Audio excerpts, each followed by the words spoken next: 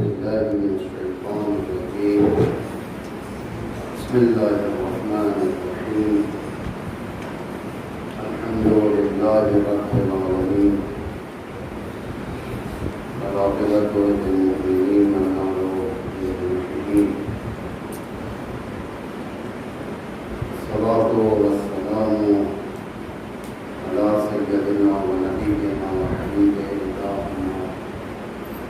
وطبيب نفوسنا القاسم المصطفى محمد. اللهم صل على محمد وآل محمد وعلى آله الطيبين الطاهرين المنتجبين المطهرين المعصومين المظلومين الهداة المهديين والهماة المستضعفين، لا سيما بقية الله في الأرضين، ولعنة الله على أعدائهم من الآن إلى يوم الدين. أما بعد، فقد قال الله العزيز الحكيم: بسم الله الرحمن الرحيم. لقد أرسلنا رسلنا بالبينات وأنزلنا معهم الكتاب والميزان ليقوم الناس بالقسط وأنزلنا الحديد فيه بأس شديد ومنافع للناس وليعلم الله من ينصره ورسوله بالغيب إن الله قوي عزيز. انسان کی ایک فطرت یہ ہے، جب کوئی معقول بات اس کے سامنے پیش کی جاتی ہے وہ قبول کر لیتا ہے، مطمئن ہو جاتا ہے. لیکن جب معقول بات نہیں ہوتی، انسان کا ذہن مشوش رہتا ہے. کہاں پر جا کر یہ بات ڈھونڈوں، کس سے جا کر سوال کروں، کیسے اس مطلب کو میں اندر ہضم کر سکوں، ذہن کو میں مطمئن کروں. ڈھونڈتا رہتا ہے. جس طریقے سے پیٹ کے لیے بھوک ہے، جب بھوک لگتی ہے انسان کو کھانا ڈھونڈتا ہے تاکہ بھوک مٹا دے. روحانی بھوک بھی ہوتی ہے. روحانی بھوک حکمت کے ذریعے سے آراستہ کرتا ہے. لیکن یہ بھوک مٹنے والی بھوک نہیں ہے. جو روزانہ کھانا کھاتا ہے انسان، دوپہر میں جب کھانا کھاتا ہے پھر رات میں دوبارہ بھوک لگتی ہے.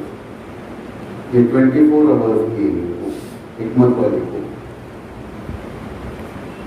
ہماری جانیں قربان جائیں مولا کائنات پر.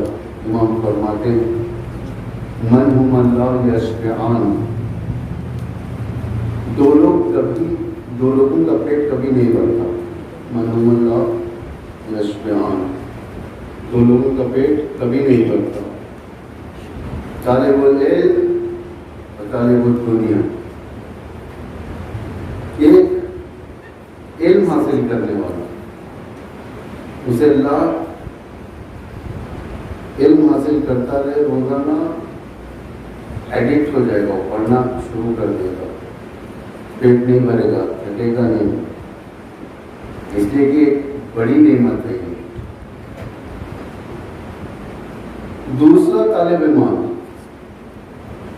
پیسہ حاصل کرنے والا، لاکھ پیسہ دیا جائے اور چاہیے، ملٹیپل کرتے رہے گا پیسوں کو. 10 روپیہ، 20 روپیہ، کہے کہ 3 زیرو ہو جائے، 1000 ہو جائے. 1000 جب آ جائے گی کہے کہ 4 زیرو ہو جائے، 10,000 ہو جائے. جتنا آتا رہے گا اسے کم ہے. نہیں چاہے گا کہ اور ہے اور ہے اور ہے. دولت اسی کو کہتے ہیں. یہ دو لوگ، مجھے اس کے کانسیکوینسز کے اوپر بات نہیں کرنی ہے. پیسہ جمانے کا نقصان کیا ہے یا کیسے لوگ کیسا جماتے ہیں پیسہ، اس کے لیے الگ بحث ہے. یہ طالب دنیا، دنیا داری، دنیا گرائی ایک الگ بحث ہے. تقویٰ عظیم مرتبہ معمولاً اہل تقویٰ کو بدنام کر دیا گیا. اہل تقویٰ یعنی سوکھی روٹی کھانے والے, سیدھے سادے گھر میں رہنے والے. نہیں, اہل تقویٰ کو خدا ذلیل نہیں کرتا. اچھی غذا کھاتے ہیں اہل تقویٰ, اچھی زندگی کرتے ہیں, پاک زندگی کرتے ہیں, خدائی زندگی کرتے ہیں, یعنی ان کی زندگی میں خدا نظر آتا ہے. جو لوگ دنیا حاصل کرتے صرف اور صرف دنیا, خدا کو چھوڑ کر دنیا مائنس خدا, دنیا پلس خدا اچھی چیز ہے, دنیا کے ساتھ خدا کے ساتھ دنیا اچھی چیز ہے, لیکن دنیا مائنس خدا یہ ایمان کا ضعف کی علامت ہے. اسی لیے قرآن ایسے انسان کو تربیت کرتا ہے کہ دنیا کے اندر ہر چیز وہ حاصل کرے, کیونکہ حدیث ہے نا, خدا فرماتا ہے انسان دنیا کی ہر چیز کو میں نے تیرے لیے خلق کیا ہے. کس کے لیے خلق کیا ہے؟ تمام چیزیں, یہ ہوا, یہ پانی, یہ میوے, یہ ساری کی ساری چیزیں جو آپ دنیا میں دیکھتے ہو, کس کے لیے خلق کیا؟ اللہ. کیا میوزیم بنانے کے لیے یا شو پیس بنا کے رکھیں گے؟ خدا کہہ رہا ہے میں نے تیرے لیے خلق کیا ہے اور تجھے میں نے اپنے لیے خلق کیا ہے. کتنا بڑا فلسفہ اس کے اندر پوشیدہ ہے. خدا کہتا ہے میں ہر چیز دیتا ہوں تجھے, ہر چیز دیتا ہوں, لیکن تو اپنے آپ کو میرے لیے مخصوص کر, زندگی کر. اس زندگی کے اندر میں بھی رہوں, میں بھی رہوں, مجھ سے جدا نہ ہو یہ زندگی. اسے کہتے ہیں عزت والی زندگی. ذلت والی زندگی, اور ذلت کی زندگی کے ارباب حسین نہیں ہے, ذلت کی زندگی کا ارباب یزید ہے.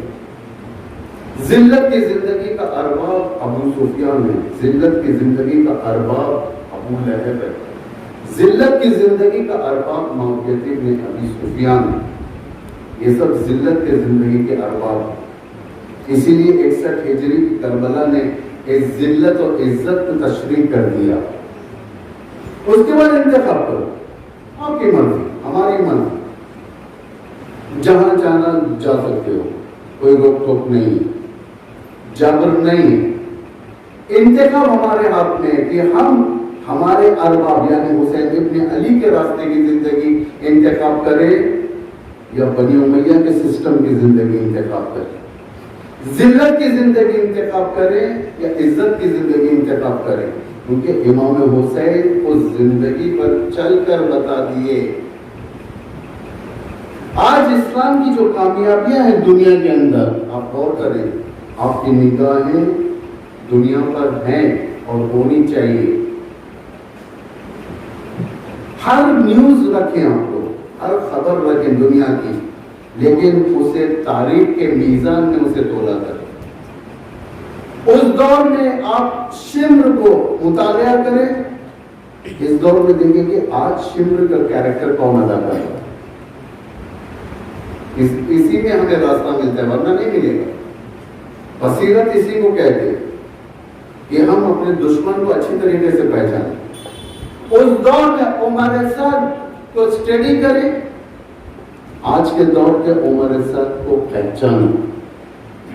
اس دور کے یزید کے بارے میں معلومات حاصل کریں, آج کے دور میں دیکھیں کہ یزید کون ہے. یہ ہر دور میں ہوتے ہیں. اس دور میں عمر سعد یہ شخص تھا, ایک آدمی تھا, فرد تھا, لیکن آج عمر سعد ایک باطل آئیڈیالوجی ہے. وہ جب تک ہمیں نہیں ملے گی وہ آئیڈیالوجی, جب تک کہ ہمیں اسٹڈی نہ ہو, ہم عمر سعد کو ریسرچ نہ کریں, اس کے منفی اوصاف کے اوپر نگاہ نہ رکھیں, جب تک ہمیں آج کے دور کا عمر سعد نہیں ملے. جب تک ہم شمر کے بارے میں جانکاری حاصل نہ کریں, ہمیں آج کی شمریت کی پتہ نہیں چلے گی. آج کی شمریت ہمیں معلوم نہیں ہوگی. یہیں پر ہم خطا کر جاتے ہیں. جب معلوم نہیں ہوتا تو شکار بن جاتے ہیں. دشمن آسانی سے شکار کر دیتا ہے ہمیں. ان کو جانور جو درندوں کے ہاتھ میں پھنس جاتے ہیں جا کر. یہ کیسے پھنستے؟ نامعلومی کی بنا پر جا کر پھنس جاتے ہیں. دنیا میں بہت سارے کرائمز جو آج آپ کو منظر عام پر آئیں گے، یہ سارے کے سارے کرائمز میں پھنسنے والے انوسنٹ لوگ بصیرت نہ ہونے کی بنا پر پھنستے ہیں. بصیرت نہ ہونے کی بنا پر ہم لوگ اپنی زندگی کو دشمن کے سامنے کھول کر رکھتے تھے. پرائیویسی نہیں رکھتے دشمن سے اپنی زندگی. مثال کے طور پر چند سال پہلے امریکہ کی انٹیلیجنس ایجنسیز کو مصر کے کسی فرد کی جانکاری چاہیے تھی. یہاں پر مصر کے کسی فرد کی، اور کوئی معمولی فرد نہیں تھا، وہ بڑا آدمی تھا، اس کی جانکاری چاہیے تھی. جس جانکاری کو حاصل کرنے کے لیے انہوں نے اس دور میں $6 ملین خرچ، $6,000 نہیں، $6 لاکھ نہیں، $6 ملین، یعنی $60 لاکھ. کس کی جانکاری حاصل کرنے کے لیے؟ ایک فرد کی جانکاری حاصل کرنے کے لیے. لیکن ہم اپنی جانکاری کے لیے امریکہ پیسہ نہیں خرچتا، ہم خود اپنی جانکاری دے دیتے ہیں، فیس بک میں اپلوڈ کر دیتے ہیں. ہم کہاں پر جاتے ہیں وہاں سے لوکیشن شیئر کر دیتے ہیں. کہتے ہیں فیس بک میں ڈال دیتے میں آج یہاں ٹھہرا ہوں فخر کے ساتھ. یہ جانکاری کہاں جا رہی ہے تمہاری؟ یہ جانکاری تمہارے دشمن کے پاس جا رہی ہے. دشمن کا کام ہم نے آسان کر دیا. کس لحاظ سے آسان کیا؟ دشمن آج ہماری جانکاری کے لیے پیسہ نہیں خرچے گا. دشمن ہماری جانکاری کے لیے مین پاور نہیں لگائے گا، لوگوں کو نہیں لگائے گا. دشمن آج ہماری جانکاری کے لیے دنیا میں نہیں ٹھہرے گا. جہاں پر تم بیٹھے ہو وہیں سے ہم اپنی جانکاری دشمن کو دے دیں گے. آج میں فلاں مقام پہ ہوں، آج میں نے یہ کھایا، آج میں نے وہ کیا. ساری کی ساری چیزیں تمہاری فائل میں جم گئی.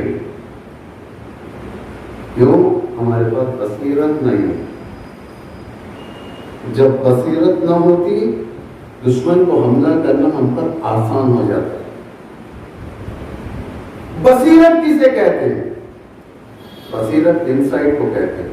ایک آنکھ ہوتی ہے باہر کی آنکھ، ایک آنکھ ہوتی ہے درونی آنکھ.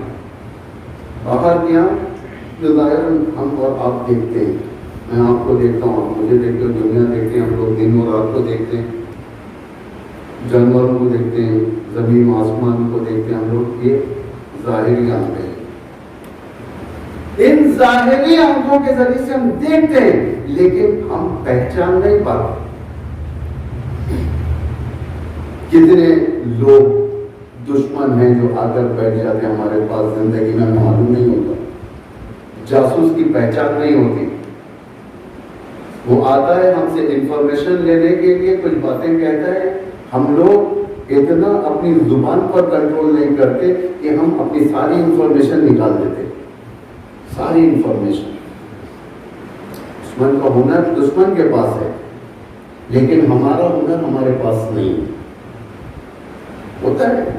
جب آتے کوئی دیکھتا ہے کہ ایک جملہ ڈال دیتے ہیں، ہم لوگ سارے کا سارا ریکارڈ دینا شروع کر دیتے ہیں. ایسا ہوا تو ایسا ہوا، ویسا ہوا، اور سمجھتے کہیں جب ریکارڈ دیتے ہیں ہم تو ہم سمجھتے ہیں کہ ہم سب سے زیادہ اسمارٹ ہیں، میں سب سے زیادہ اچھا بولتا ہوں، میں سب سے زیادہ اچھا بات کرنے والا ہوں. اچھا بات کرنے والے نہیں ہو تم، انفارمیشن دے رہے ہو دشمن کو. امیر المومنین نے ایسے لوگوں کو اپنے سے دور رکھا تھا کیونکہ امام ایسے لوگوں کے ذریعے سے حکومت تشکیل نہیں دے سکتے. بہت سارے لوگ امام کے تکلم کا انداز اگر دیکھا جائے، ہر ایک کے ساتھ الگ قسم کا تکلم تھا. دولت مردان کے ساتھ الگ قسم کا تکلم، عام عوام کے ساتھ الگ قسم کی باتیں. دشمن کو کب پیغام پہنچانا، کیسے پہنچانا پیغام، دشمن نے بہت کوشش کی کہ امیر المومنین کی زبان سے یہ بات کو نکلوائیں تاکہ ایشو بنایا جائے. آج ہوتا ہے نا, آج کوئی بات کو نکال کر کلپ بنا کر ایشو بنا دیتے لوگوں کے درمیان. اس دور میں بنی امیہ کے سسٹم نے امیر المومنین کے ساتھ یہ کیا تھا. امام کے خطوط اس بات کی گواہ ہیں, خود امام کے خطوط ہیں اس میں. اس دور کے بنی امیہ کا معاویہ ابن ابی سفیان نے امام کو خط لکھا تھا باقاعدہ. کس کے بارے میں؟ خلفاء کے بارے میں. یاد کرو وقت جب آپ کو سیٹ سے ہٹا کر فلاں صاحب بیٹھ گئے تھے, اس طرح سے انسٹیگیٹ پرووک کرنے کی کوشش کیا تاکہ امام ریپلائی کے اندر جوش میں آ کر کچھ ایسی بات کہہ دیں خلفاء کے خلاف. وہ بات کو رکھ کر معاویہ بن ابی سفیان مسلمانوں کے درمیان پھوٹ ڈالنا چاہتے, لیکن بصیرت کا مرکز تھے امیر المومنین. اس کی سیاست کی گندی سیاست کو پہچان چکے تھے, جانتے تھے کہ یہ اس کے ذریعے سے آپس میں مسلمین میں جھگڑا ڈال کر اس میں مشغول رکھنا چاہتا ہے تاکہ جب آپس میں جھگڑا ہو امیر المومنین کو داخلی کرائسس جو ہوتے ہیں, داخلی جنگ, اس کے اندر مشغول ہو جائیں گے. امام کوفے میں فلاں جگہ سے آگ بھڑکے گی, وہاں جانا پڑے گا, وہاں پر کنٹرول کرنا پڑے گا, پھر وہاں جا کر کنٹرول کرنا پڑے گا. ایک وقت اس وقت تھرڈ پارٹی کیا کرتا ہے, دشمن کیا کرتا ہے, اپنا کام کرنا شروع کر دیتا ہے. یہ بڑا درس تھا اس زمانے میں, یہ سیاست جو معاویہ ابن ابی سفیان نے اپنایا تھا امیر المومنین کے خلاف, تاکہ امیر المومنین ایک خط میں کچھ بھی کہیں خلیفاؤں کے خلاف, اگر کہہ دے تو ایک ایشو بن جائے, بریکنگ نیوز بن جائے, ساری دنیا میں یہ بات پھیل جائے, کوفے کے مسلمانوں میں ہلچل ہو جائے, بصرے کے اندر آگ لگ جائے, مدینہ اور مکہ جل جائے. یہ سیاست اپنانا چاہ رہا تھا امیر المومنین, مرکز بصیرتی ہونے نہیں دیا. آج وہی سیاست دشمن آپ کے ساتھ بھی کر رہا ہے, ہمارے ساتھ بھی کر رہا ہے. آج ہم داخلی کرائسس میں گرفتار, ممبر ویسز ممبر میں گرفتار. یہ نہیں کہ ممبر ویسز وائٹ ہاؤس ہے نا, ممبر وائٹ ہاؤس کے مقابل ایک بڑی جنگ, کفر و شرک کا مرکز ایک اسلامی مرکز کے ساتھ جنگ کرے. آج یہ جنگ نہیں ہے ہمارے پاس. ممبر ویسز یہود نہیں ہے, مسجد ویسز یہودی اڈے, یہودی مراکز نہیں ہے. آج ممبر ویسز ممبر, کیونکہ آج کے دور کا معاویہ, آج کے دور کی بنی امیہ نے اسی پالیسی کو آج امپلیمنٹ کیا. ہم لوگ امیر المومنین کی سیرت پر نہیں چلے اور آپس میں بیٹھ گئے. ہر شہروں میں دیکھیں, بہت ساری جگہوں پر, انڈیا پاکستان میں بہت ہے, ممبر ڈیوائڈ ہو گئے, مسجدیں ڈیوائڈ ہو گئی, آئیڈیالوجیز ڈیوائڈ ہو گئے, آئیڈیالوجی عقیدے ڈیوائڈ ہو گئے. اور کیا کیا بتاؤں, کیا کیا ڈیوائڈ ہوا. یعنی ہم نے جو امام کو اپنی زندگی کا الگو مانا تھا, جو امام کو ہم نے اپنی زندگی کا رول ماڈل مانا تھا, اس کی پالیسی سے ہم محروم ہوئے. اس بات کو ہم ایڈمٹ کریں. اور دشمن اپنا کام شروع کر دیا, اسلام کو نابود کرنے کا ایجنڈا. کیونکہ معلوم ہے دشمن کو اگر اللہوی سیاست زمین پر امپلیمنٹ ہو جائے, بنی امیہ کے سسٹم کو زمین پر جگہ نہیں. سے بڑی بات ہے نا, اللہوی کی جیت, امام علی کی جیت, یعنی حقانیت کی جیت, عدالت کی جیت, عبادت کی جیت, خدا کی جیت. اگر کیا کیا, ڈیوائڈ کیا. کس کے ذریعے سے؟ خود اسلامی آثار کے ذریعے سے. جنگ صفین میں کیا ہوا, جیسے ہی دیکھا کہ اللہ کا نمائندہ علی ابن ابی طالب بلاد اسلامی پر حاوی ہوتے جا رہے ہیں، کہا کہ مسلمانوں کو توڑواؤ، کیسے توڑوایا جائے؟ قرآن کو نیزے پر بلند کر۔ کتنے لاابالی مسلمان تھے یہ، جیسا ہم کہتے ہیں کہ مسخرے لوگ، انگریزی میں ایڈیٹ کہتے ہیں، احمق کہتے ہیں، فارسی میں فوراً لوگ گئے، کرامتیں دیکھی امیر المومنین سے، کبھی خطا نہیں دیکھا امام سے، کبھی بھی امام کو غلط راستے پر نہیں دیکھا، لیکن جب دشمن کی سازش کا مسئلہ آیا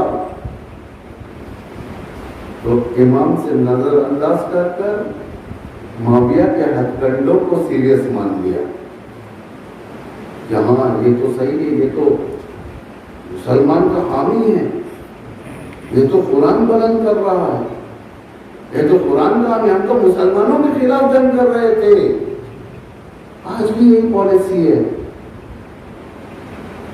جب اوباما، جب ٹرمپ، جب امریکن سسٹم کے بڑے لوگ امام حسین کی اگر تعریف کر دیتے ہیں تو دیکھو کتنے لوگ خوش ہوتے ہیں، کہتے ہیں ٹرمپ نے امام حسین کی تعریف کی، یعنی اچھا آدمی ہے یہ اس کے پاس بصیرت نہیں ہے، اس کے پاس بصارت ہے لیکن بصیرت نہیں ہے، یہ ظاہری ٹرمپ کو دیکھ رہا لیکن اس کے منصوبوں سے غافل ہے۔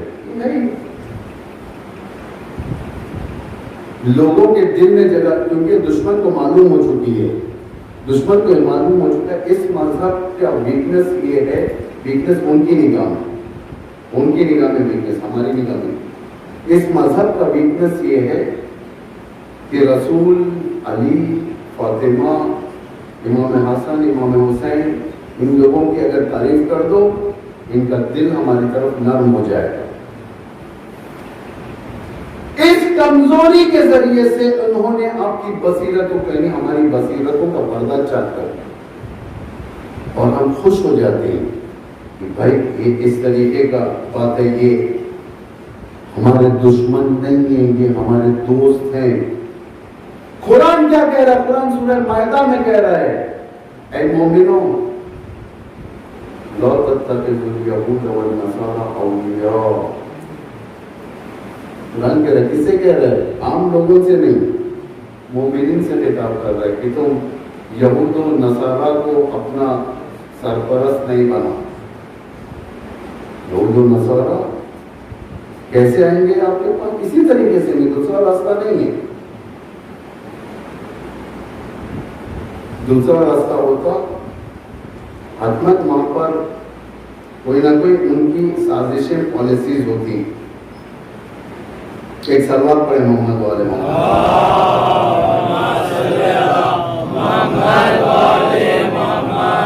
تعلیم و تربیت جب تک ہمارے پاس نہیں ہوگی، ہمارے پاس معنویت کی بلندی ہم حاصل نہیں کر سکتے۔ بدتر یعنی قوم کی نابودی کے لیے کافی ہے کہ اس قوم سے تعلیم و تربیت چھین لیا جائے۔ یعنی ابھی ایک پیغام آیا تھا، کافی اچھا تھا، کسی تعلیم و تربیت سے رب تھا، تو میں نے اس کو نوٹ کر لیا تاکہ میں آپ کو بھی بتاؤں کہ آج دنیا کی نگاہ میں تعلیم و تربیت بھی کیا چیز ہے۔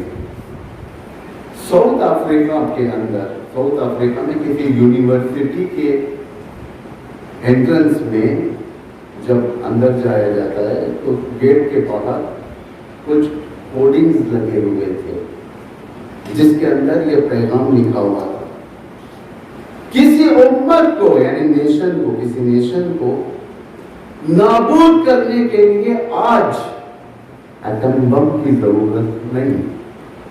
کسی بھی امت کو نابود کرنے کے لیے آج کے دور میں ایٹم بم کی ضرورت نہیں، لانگ رینج میزائلز کی ضرورت نہیں،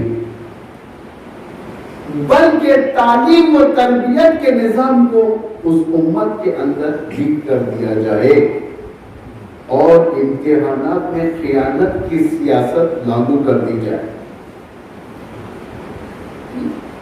ایٹم بم اگر گرایا جائے گا، ایٹم بم جب گرا تھا کہاں پر؟ ہیروشیما ناگاساکی میں، زمین کو برباد کیا، لوگوں کو ختم کر دیا. صحیح؟ لوگوں کے پاس کھانے کو کچھ نہیں تھا. جاپانی حکومت ایک مشکل مرحلے میں آ گئی تھی. یہ کتاب میں لکھا گیا ہے. لوگ جب دارالامارہ جاپان کے سیاست مداروں کے پاس جا کر ان کی بھوک کی شکایت کرنے لگے، حکمرانوں نے کہا کہ ہمارے پاس تمہیں کھلانے کے لیے مچھلی نہیں. غور کریں یہ بات کو، مچھلی نہیں ہے، البتہ ہم تمہیں مچھلی پکڑنے کا طریقہ بتائیں گے، تم خود مچھلی پکڑ کر کھانا پڑے گا. مضطر قوم تھی اس وقت، یہ جاپان کی قوم مضطر قوم تھی، کھانے کی محتاج تھی. انہیں تو کھانا کھلانا چاہیے تھا، ثواب زیادہ تھا، انسانیت کا مسئلہ تھا. لیکن حکمرانوں نے کہا کہ نہیں، ہم تمہیں فری کی مچھلی نہیں کھلائیں گے، ہم تمہیں سکھائیں گے، تعلیم دیں گے، تربیت دیں گے، مچھلی پکڑنے کا طریقہ سکھائیں گے، تم خود جاؤ مچھلی پکڑو اور کھا جاؤ. آج جاپان ٹیکنالوجی میں کہاں ہے؟ تعلیم و تربیت کو جب ویک کر دیا جاتا ہے، انسان محتاج ہو جاتا ہے. اس کے پاس اپنی مرضی سے نہیں کھا سکتا، دوسروں کی مرضی سے ہی اسے کھانا ملے گا. جب تعلیم و تربیت نہیں ہوگی، کمائے گا نہیں، حلال روزی نہیں ہوگی، تو دوسروں کی جیبوں پر نگاہ ہوگی، خمس کے اوپر نگاہ ہوگی، مال امام پر نگاہ ہوگی، دوسروں کے حصوں پر نگاہ ہوگی، خیانت آئے گا، یہاں تک کہ وہ اپنا ایمان ختم کر دے گا اور کفر کی موت مر جائے گا. کتنا ویکنس ہے دیکھو ایک تعلیم کے ختم ہو جانے سے. تو وہاں پہ لکھا یہ گیا ہے کہ امتحانات میں خیانت کی پالیسی، خیانت کی سیاست رائج کر دی جائے. خیانت کی سیاست رائج جب ہو جاتی ہے تو کیا ہوتا ہے؟ جب ایک انسان پڑھا نہیں ہے، پروفیسر کو رشوت دے کر الگ سے پیپر لکھ دیا اور آنسر، ماں باپ گئے اسکول، کہا کہ بچہ ویک ہو گیا، نہیں پڑھا، اپنا پیسہ لے لیجیے، پروموٹ کر دیجیے. یہ سب پالیسیز جب آ جاتے ہیں، استاد اپنی آنکھ بند کر لیتا ہے، سیاست خیانت اپنے روح کے اندر آ جاتی ہے، تو اس کا نتیجہ کیا ہوتا ہے؟ اگر یہ فکر کسی امت کے اندر آ جائے، اگر اس امت کے ڈاکٹروں کے اندر آ جائے تو مریضوں کی موت ہونے لگتی ہے. ڈاکٹر اگر نہ پڑھے، صرف پیسہ دے کر ڈگری حاصل کر کے کسی اچھے ہاسپٹل میں چلے جائے، انسانی بدن سینسیٹیو ہوتا ہے، اسے کہ کوئی اچھا ہنرمند جو ڈاکٹر ہو تو وہی ہینڈل کر سکتا ہے. نیم حکیم خطرے جہاں، نیم ملا خطرے امام. ہر شعبے میں ایجوکیشن کی صنعت دیکھی گئی. اسی لیے آج انسانیت کے اندر میڈیکل سائنس آگے ہے، ہر فیلڈ آگے ہے، اس لیے کہ خطا پذیرائی نہیں کر سکتے، خطا کو ایکسپٹ نہیں کر سکتے. صرف ممبروں پر سندیں نہیں دیکھی گئی. قوم کی بربادی کس لیے ہوئی؟ اس لیے کہ ممبر فری ہو گئے. جو دیکھو کسی کو یوٹیوب سے کاپی کرتا ہے، ممبر پر آ جاتا ہے، انوسنٹ بکنا شروع کر دیتا ہے. یہ چلتے چلتے چلتے چلتے ایک سنت بن جاتی ہے، قوم کی بربادی ہو جاتی ہے. اگر خیانت کی سیاست ڈاکٹروں کے اندر آ جائے تو جسم برباد ہو جائیں گے. جیسے موت پا جائیں گے. انجینئرز کے اندر آ جائے تو بلڈنگیں ویران ہو جائے گی, ان کے شعبے میں جو چیزیں وہ ویران ہو جائے گی. اقتصاد دان میں اگر آ جائے, اکانومسٹ میں اگر آ جائے, ملک کی اکانومی برباد ہو جائے گی. اگر ججوں کے اندر آ جائے تو جسٹس پہ سے لوگ ایمان اٹھا لیں گے. اگر مولویوں کے اندر آ جائے انسانیت برباد ہو جائے. کتنی اچھی بات تھی. اسی لیے تعلیم و تربیت روز اول سے سب سے پہلا کام جو پیغمبر نے اس امت کے ساتھ کیا, جو قرآنی فلسفہ تھا, وَالَّذِي بَعَثَ فِي الْأُمِّيِّينَ رَسُولًا مِّنْهُمْ يَتْلُو عَلَيْهِمْ آيَاتِهِ وَيُزَكِّيهِمْ, آیات کی تلاوت, یزکیہم, تربیت کا برنامہ, تربیت کا ٹائم ٹیبل, تربیت کا ایجنڈا, وَيُعَلِّمُهُمُ الْكِتَابَ, ایجوکیشن والحکمہ. انسان کو معمولی انسان نہیں, ہوشیار, دشمن کی چال سے سمجھ جائے کہ کیا کرنے جا رہا.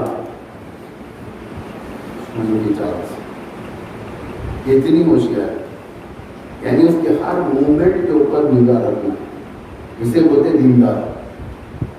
دینداری صرف یہ نہیں کہ مسجد میں جا کر تسبیح پھیرتے ہوئے بیٹھ جائے, داڑھی بڑھا لے, سفید کپڑے پہن لے, ٹوپی پہن لے, مسجد میں وقت سے پہلے آ جائے, دعائیں پڑھنے لگے. صرف اس کو دینداری نہیں کہتے, یہ تو سکھائی بھی دینداری ہے. یعنی کتاب میں جو پڑھ لکھا ہوا ہے دعا وہی ہم پڑھ رہے ہیں, لیکن اصل دینداری دشمن کے ارادوں سے باخبر رہے. کب کون سا موو کرنے والا ہے دشمن, اس کا نیکسٹ موومنٹ کیا ہے, وہ کیا کرنا چاہتا ہے, کہیں نہ کہیں سے خبر آئے. مثال کے طور پر امریکہ کوئی سیاست چلنے والا رہے گا, فرانس یا برٹش کا نیوز پیپر وہ سیاست کو بیان کرے گا. ہندوستان سے کوئی نیوز پیپر بیان کرے گا. ایک علامت وہاں سے ملے گی. یہ کافی گہرا ہے معاملہ. اسی وقت ہم لوگ جب اس دشمن کے سازشوں پر نگاہ رکھیں گے, ہم بصیرت کے ابتدائی منزل پر پہنچ سکتے ہیں. کوفے والوں کے اندر اس وقت بصیرت نہیں تھی تو وہ لوگ امام کا استقبال نہیں کر سکے, دشمن کے سازش کا شکار بن گئے, کانسپیریسی کا شکار بن گئے دشمن کے. کیوں؟ بصیرت نہیں تھی. آج مومنوں نے بصیرت حاصل کی, لوگوں کو کوفے سے اب محبت ہونے لگی. کیوں؟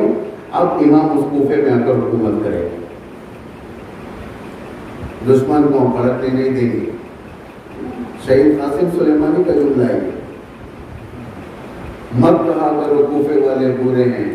شہید قاسم سلیمانی کہتے ہیں بات, مت کہا کرو کوفے والے برے ہیں, آج کا کوفہ اچھا ہے, اس لیے کہ امام وہاں پر حکومت کرے.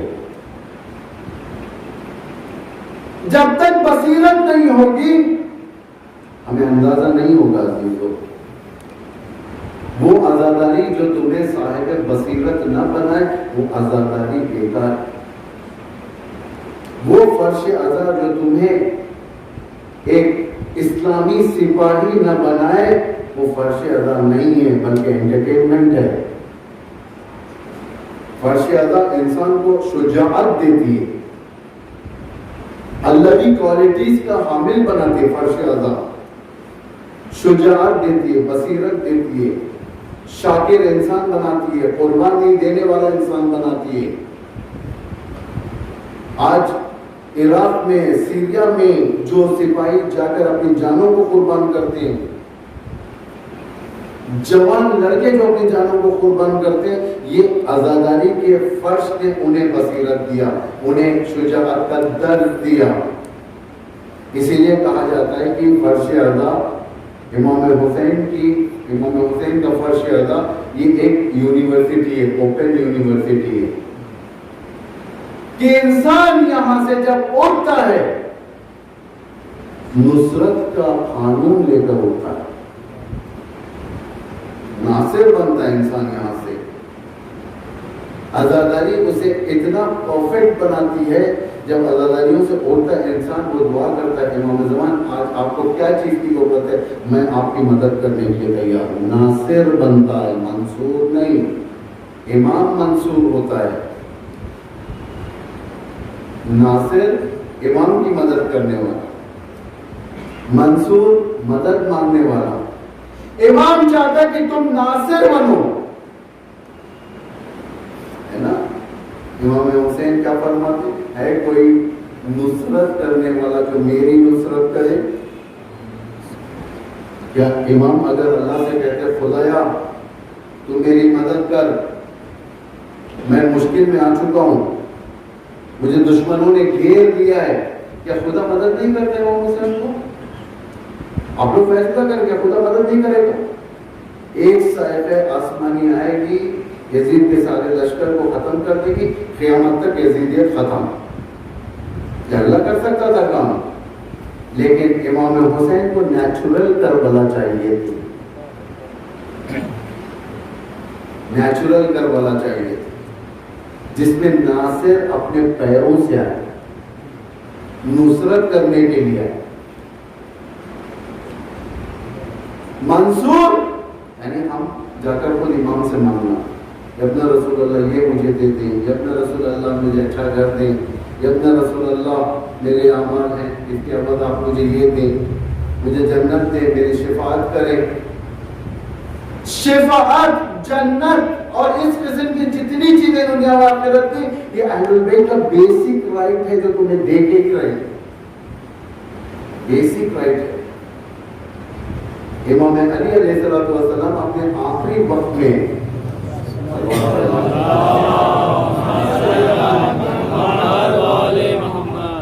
امام ایک ڈکلیریشن دیتے ہیں. امام فرماتے ہیں کہ 3 چیزیں ایک ایسی چیزیں تھی جو آج دنیا ان چیزوں کے ذریعے سے حکومت تشکیل دیتی ہے. میری حکومت میں یہ 3 نقص نہیں ملیں گے، نقص عیب، یہ 3 نقص نہیں ملیں گے. بھوکا نہیں ملے گا، پوریاں نہیں ملے گا، اور بے گھر نہیں ملے گا. یعنی 3 نقص. بھوکا یعنی بھوک مری نہیں ہے ہمارے پاس. امام علی فرماتے ہیں میں نے سب کی روزی کا انتظام کر دیا، امپلائمنٹ برابر کر دیا ہے. پوریاں نہیں ملے گا یعنی ہر کوئی کپڑے پہننے کے قابل کا ہے. یہ سب بیسک نیڈز ہیں، یہ انسان کے ضروریات زندگی ہیں. یہ امام دے کر رہے گا، یہ خدا کے قانون میں ہے. تمہیں مانگو یا نہ مانگو کھانا ملے. خدایا میری روزی دے، مجھے کھانا دے، مجھے اچھی زندگی دے. یہ ملے گی تمہارے تلاش کے اوپر ملے گی، کوشش پر ملے گی. جتنا کوشش عالی رکھو گے اتنا بہتر گھر ملے گا، جتنا محنت کرو گے اتنی اچھی غذا ملے گی. ایک انسان محنت کم کرتا ہے، پاورٹی میں آ جاتا ہے، غربت میں آ جاتا ہے، 20 روپے کا چاول کھائے گا. ایک انسان محنت زیادہ کرتا ہے، دن رات لگا دیتا ہے اپنے ذہن کو، 80 روپے کا چاول کھائے گا. لیکن کھانا تو دونوں کو ملے گا. کس قسم کی زندگی حاصل کریں وہ آپ کے ہاتھ میں. اللہ تو زندگی دے کر رہے گا. اللہ آپ کو پیدا کیا، ہم کو پیدا کیا ذلت کی زندگی کے لیے نہیں، ٹھوکروں کی زندگی کے لیے نہیں، شرافت والی زندگی کے لیے پیدا کیا. امام فرماتے ہیں سب ہم دے چکے. اصل چیز جو ہمیں چاہیے وہ امام کی نصرت. مالک اشتر کے خط میں امام علی علیہ السلام نہج البلاغہ میں ہے یہ خطوط کیے ہیں. اس میں امام فرماتے ہیں کہ خدا ان لوگوں کا گارڈین بن جاتا ہے جو خدا کی مدد کرتے ہیں. کس کے ذریعے سے؟ زبان کے ذریعے سے، ہاتھ کے ذریعے سے اور دل کے ذریعے سے. خدا کی نصرت ان تنصروا اللہ ینصرکم ویثبت اقدامکم، اگر تم اللہ کی مدد کرو گے اللہ تمہاری مدد کرے گا۔ اللہ کی کس چیز کو مدد چاہیے؟ اللہ تو تمہیں ہوا دے رہا ہے، اللہ کو ہم کیا ہوا دیں گے؟ اللہ پانی ہمیں دے رہا ہے پینے کے لیے، ہم کیا اللہ کو پانی دیں گے؟ اللہ ہر چیز پر قدرت رکھتا ہے۔ وہ امام علی کا جو خطبہ ہے، جو آپ لوگوں کو ایک حصہ سب جانتے ہیں اس کے بارے میں، ایک یہود آئے امام کے خدمت میں، جو بلاغہ میں یہ بھی خطبہ نمبر 148 یا 147 آگے پیچھے دیکھ لیں آپ کو۔ یہود اگر کہتا ہے کہ آپ جس اللہ کی عبادت کرتے ہو کیا اس کو دیکھتے ہو؟ امام نے فرمایا اس اللہ کی میں نے عبادت نہیں کی جسے میں نے نہیں دیکھا۔ اس کا مطلب خدا ہے، ایک تو خدا دکھائی دیتا ہے، امام نے کہا دکھائی دیتا ہے لیکن نیکڈ آئز کے ذریعے سے نہیں، دل کی آنکھوں کے ذریعے سے۔ خدا کے اوصاف امام نے بتایا وہاں پر، خدا مہربان ہے، مہربان رحمان ہے، اس کا مطلب وہ نرم دل نہیں ہے، یعنی نرم دل کا لفظ انسان کے لیے سوٹ ہوتا ہے، اللہ کے لیے بھی۔ اگر نرم دل کہیں گے آپ اللہ کو، یعنی اس کا مطلب اس کے پاس دل و جگر ہے، محدود ہو گیا۔ اللہ بغیر ارادے کے ہر کام کر دیتا ہے۔ ہم لوگ پلانر ہیں، پلان کرتے ہیں ہم لوگ، ہمیں یہ کرنا ہے، ہمیں وہ کرنا ہے، پین لیتے ہیں، پیپر لیتے ہیں، پلان کرتے ہیں، آج کیا کیا پڑھنا ہے آپ کے سامنے، کیسے آپ کے سامنے بیان کرنا ہے، پلان کرتے ہیں، پورا اس کو بتا کے بیان کرتے ہیں۔ انجینئر پلان کرتا ہے، اس کے بعد گھر کا نقشہ تیار کرتا ہے، پھر گھر بناتا ہے، بلڈنگ بناتا ہے۔ ڈاکٹر پلان کرتا ہے کیسے آپریشن کرنا چاہیے، ٹیسٹ کرواتا ہے، ایکس رے نکلواتا ہے، سب چیز کروانے کو، اس کے بعد میدان میں آتا ہے کہ ہمیں یہ پیشنٹ کو کیسے ہینڈل کرنا چاہیے۔ ہم لوگ پلان کرتے ہیں، خدا کا پلان نہیں ہوتا، خدا امپلیمنٹ کر دیتا ہے، وہی نا،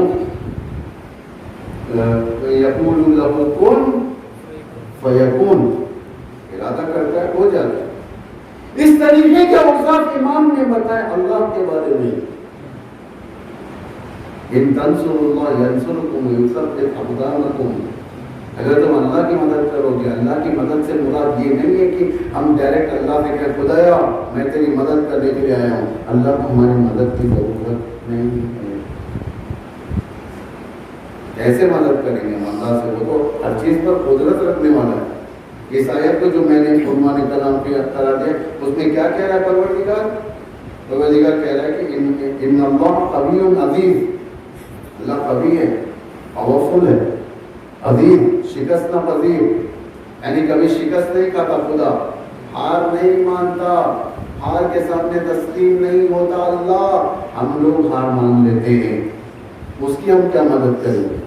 اللہ کی مدد سے مراد خلق اللہ کی مدد، اللہ کے بندوں کی مدد، اللہ کے دین کی مدد، اللہ کے اولیاء کی مدد ہے۔ اللہ کے دین کی طرف توجہ دینا ہے، لوگوں کے حالات کی طرف توجہ دینا ہے، رہنمائی کے ذریعے سے، احتساب کے ذریعے سے، فرہنگ کے ذریعے سے، بہت ساری مثالیں نکلتی ہیں اس کے اندر۔ ایک بھوکا فقیر سو گیا، آپ نے اسے کچھ نہیں دیا، وہ آپ نے اللہ کی مدد نہیں کی۔ کتنی باتیں اس طریقے کی نہج البلاغہ میں امام ارشاد فرماتے ہیں، کبھی آپ اٹھا کر دیکھیں نہج البلاغہ، کتنی باتیں اس تربیت کے بارے میں انسان کو بنانے کے لیے۔ دشمن بھی آ جائے، ائمہ علیہ السلام اسے پذیرائی کیا کرتے تھے، ویلکم کرتے تھے، اسے آفر کرتے تھے کھانے کے لیے، پینے کے لیے۔ امام حسن کا سخت ترین دشمن شام سے آیا تھا مدینے کی طرف، یعنی اتنی دشمنی تھی اس کے اندر، امام حسن کے دشمن کے اندر اتنی دشمنی تھی امام حسن سے متعلق، امام حسن کو دیکھتے ہی وہ برا بھلا کہنا شروع کر دیا، اتنی زہر بھرا ہوا تھا۔ لیکن ان تنصر اللہ کی پالیسی امام حسن کے پاس، مجھے لگتا ہے کہ تو اجنبی ہے، بہت دور سے آئے، پہلے کچھ کھانے کے لیے اس کے بعد آرام سے بیٹھیں گے، بات کریں گے، کیا ہے پرابلم تیرا، اس طریقے کی باتیں سمجھ گیا کہ بھائی اتنا ہمارے ذہن کو برین واش کیا گیا ہے، یہاں تو حسن کا مطلب ہی دوسرا ہے۔ وہ جو حسن شام کی بنی امیہ کی یونیورسٹی میں پڑھا تھا، جس حسن کے بارے میں بنی ہاشم اور اہل البیت کی یونیورسٹی کے اندر یہ حسن واقعی حسن ہے، یہ کہتے ہیں برین واش کر دینا، برین واش جیسا آج ہوتا ہے۔ آج کی شام کی یونیورسٹی جو لوگ چاہتے ہیں کہ ہم امریکہ جا کر پڑھیں، بڑے بڑے یونیورسٹیز میں پڑھیں۔ بعض ایسے یونیورسٹیز ہیں جو انڈائریکٹ بغیر نام لیے، بغیر دشمنی اظہار کیے ہمارے مرجعیت کے خلاف ان کے دلوں میں ڈالا جاتا ہے۔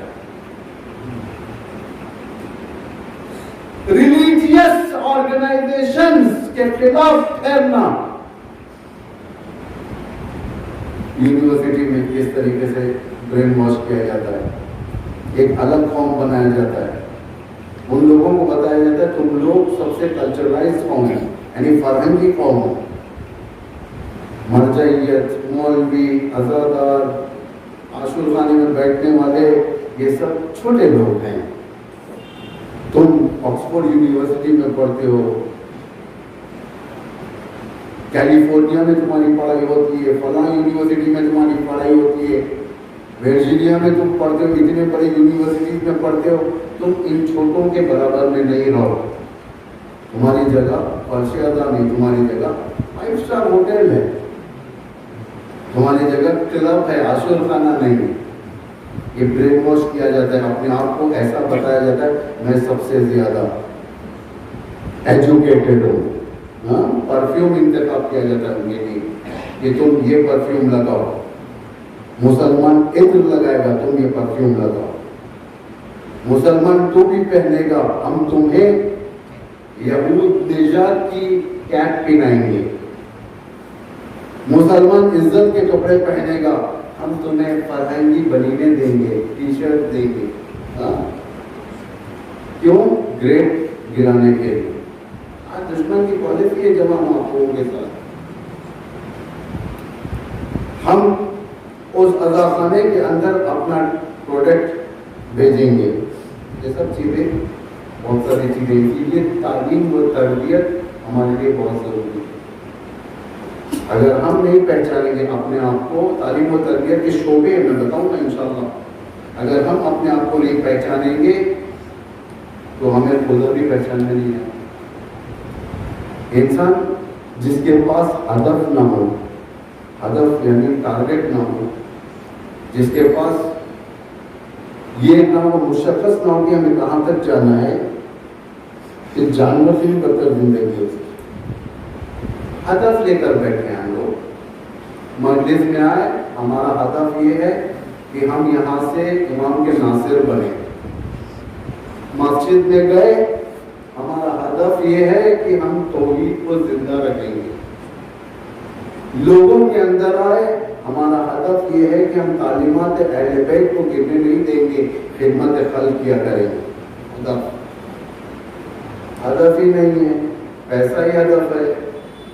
آج بڑے بڑے لوگ مر گئے جن کے پاس کروڑوں کی پراپرٹی تھی، بلینز میں جیا کرتے تھے، ہم سمجھتے تھے ان کے پاس سب چیز ہے، جبکہ ان کے پاس سوائے پیسوں کی کچھ نہیں تھا، اور پیسہ بھی صرف اور صرف اکاؤنٹ میں زیرو اضافہ ہونے کے برابر۔ بہت سارے لوگ ہم سمجھتے تھے ایک کاش اتنی دولت ہمارے پاس بھی ہوتی، ہمارے پاس بھی ان کی جیسے ایک فیراری کار ہوتی، BMW ہوتی، ان کے جیسا ایک ویلا ہوتا۔ قرآن سورہ قصص میں بیان کر رہا تھا، سورہ قصص 20ویں جز میں جا کر آخری حصے میں قارون کے حالات۔ قارون اپنے دور کا بل گیٹس تھا، قارون اپنے دور کا امبانی تھا، امبانی سے بڑھ کر تھا قارون۔ قارون بلینر تھا، کئی سو اونٹوں پر تو اس کے خزانے کی چابیاں جاتی تھیں، اس کے زیڈ سیکیورٹی گارڈ سووں کی تعداد میں. زیڈ سیکیورٹی سمجھتے ہیں؟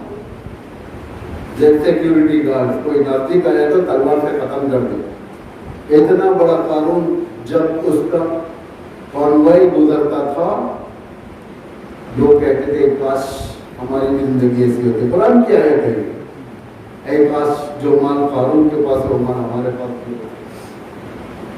لیکن خدا نے ایسی عبرت بنائی. قارون کے پاس صرف مال تھا, مال سے ہٹ کر کچھ نہیں تھا. ہماری زندگی اچھی, محبت ہے ہماری زندگیوں میں. ہماری زندگیوں میں اہل بیت ہے, ہماری زندگیوں میں دنیا ہے, ہماری زندگی میں دین ہے. ہم لوگ آزاد لوگ ہیں. غلامی زندگی صرف اور صرف ایک چیز کے پیچھے پڑ جانا اور اسے ہمیشہ کے لیے اپنے ساتھ بنائے رکھنا, اسے حاصل کرنے کے لیے ہدف بنانا.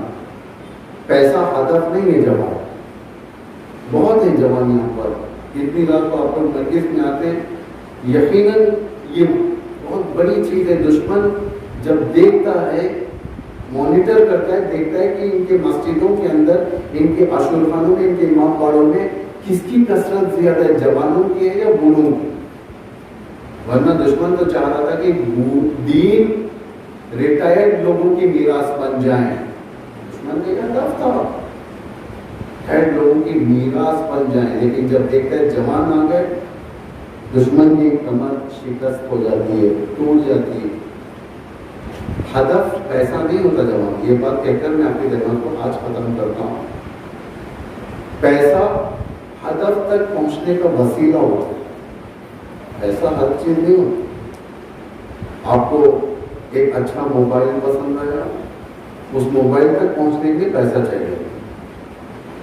آپ کو بریانی کھانے کا دل چاہا, اس بریانی تک پہنچنے کے لیے پیسہ چاہیے. آپ کو ایک اچھی کار لینے کا دل چاہا, اس کار تک پہنچنے کے لیے پیسہ چاہیے. پیسہ وسیلہ ہے, پیسہ ہدف نہیں. پیسہ گھٹتا ہے اور بڑھتا ہے. ہدف عزت کی زندگی. کیا ہمارے ائمہ کے پاس پراپرٹیز نہیں تھے پراپرٹیز, لیکن ایسی زندگی کرتے ائمہ علیہ السلام. ہمارے بچوں سے پوچھا جائے, ایسا لگتا ہے امام کے پاس کچھ نہیں. پراپرٹیز تھی امام کے پاس, زمین تھی, امام حسین کی زمین تھی. عمر صاحب سے کہا تھا غلط بات ہے یہ سب, تجھے نہ شہر رہ ملنے والا, نہ وہاں کے دانا ملنے والا گیہوں کا.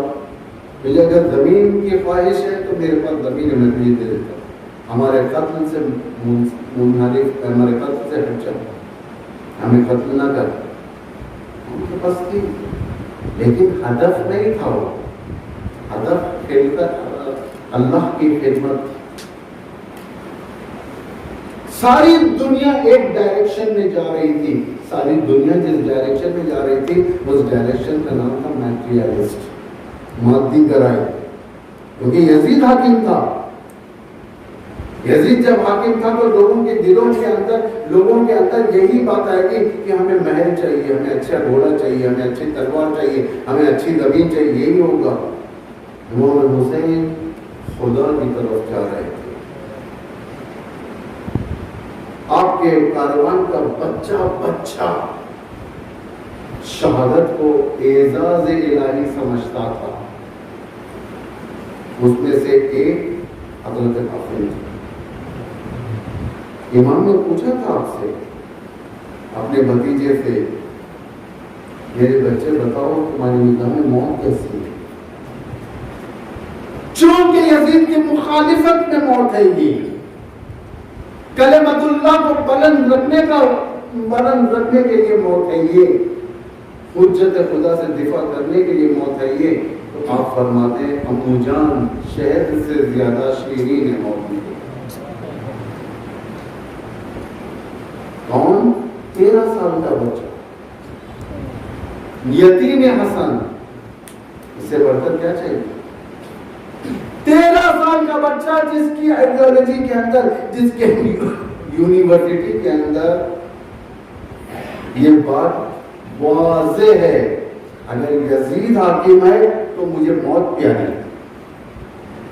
ہم مرنے تیار ہیں، پائمال ہونے تیار ہیں، لیکن یزید کی بیعت کے لیے تیار نہیں ہیں۔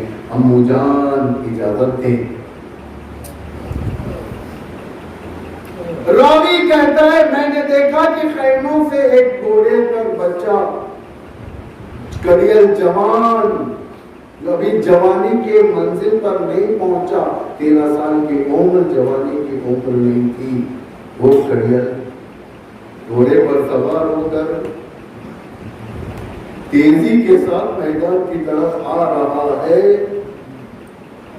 اس کا گریباں چاک ہے،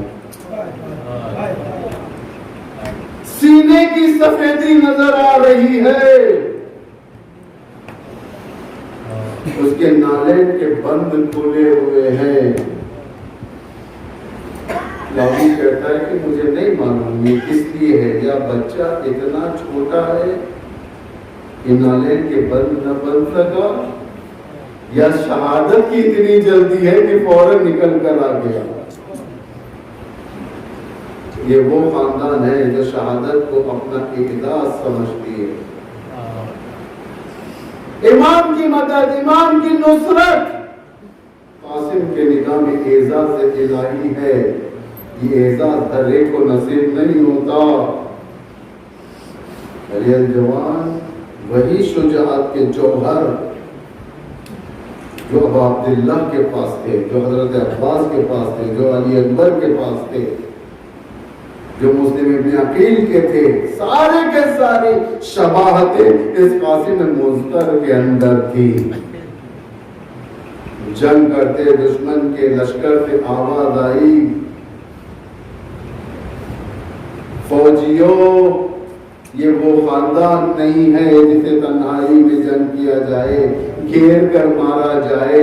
عرب کے سب سے زیادہ تجربے کار سپاہی حسن ابن علی کو گھیر کر نیزے اور تلوار چلاتے ہیں۔ یہ حسن کا یتیم گھوڑے سے نیچے آتا ہے، آواز دیتا ہے امو جان میرا آخری سلام قبول ہو۔ جیسے آواز سنی امام حسن اور عباس اٹھے، فوراً اپنی ننگی تلواریں لے کر میدان کی طرف دوڑے۔ جب دشمن نے دیکھا حسین و عباس آ رہے ہیں، گھوڑے دست فرار ہوئے۔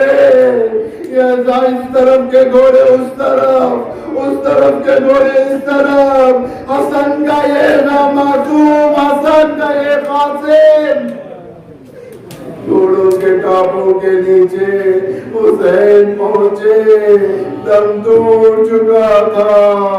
اے میرے بچے، تمہارے امو تم تک پہنچنے میں دیری ہو گئی۔ الا لعنت اللہ علی القوم الظالمین۔